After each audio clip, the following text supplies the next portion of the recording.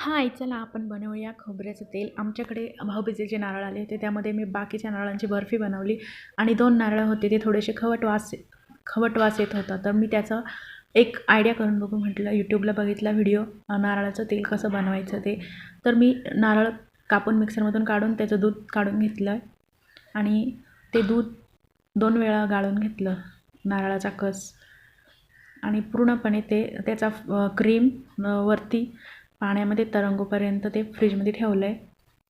अशा प्रकारे मी ठेवलं, पण नेमकी लाईट गेली. 5-10 मिनटंच फक्त ठेवता आलं मला त्या फ्रीजमध्ये, आणि नंतर जितका फॅट्स मला वरती काढता आला नारळाच्या दुधातला तेवढा फॅट्स काढून मी कढईमध्ये कढईला ठेवलेला आहे.